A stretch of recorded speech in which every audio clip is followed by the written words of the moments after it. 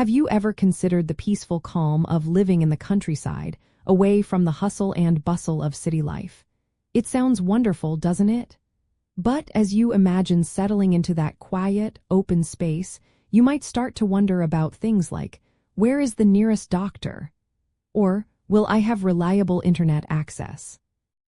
Rural areas often have fewer essential services like hospitals, schools, grocery stores, and broadband internet due to lower population density, which makes it challenging for providers to achieve economic viability and justify the high costs of infrastructure.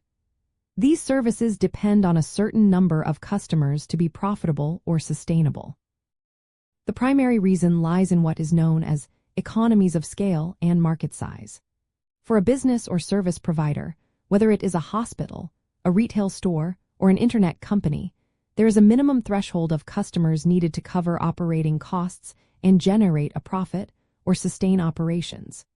In densely populated urban areas, reaching this threshold is relatively easy because there are many potential customers within a small geographic footprint. However, in rural areas, customers are spread out over vast distances, making it difficult to serve enough people efficiently. For example, a doctor's office in a small rural town might see fewer patients in a day than one in a busy city, which directly impacts its revenue. Furthermore, the cost of extending infrastructure, such as fiber optic cables for high-speed internet or building new roads for better access, is significantly higher per customer in rural settings.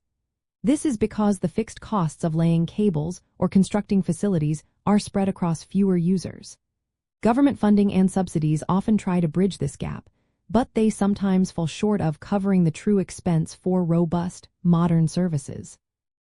Understanding these underlying economic and geographic factors can help individuals and communities make informed decisions. For instance, if you are considering a move to a rural location, researching the availability of services like healthcare, reliable internet, and diverse shopping options is crucial for your lifestyle and needs.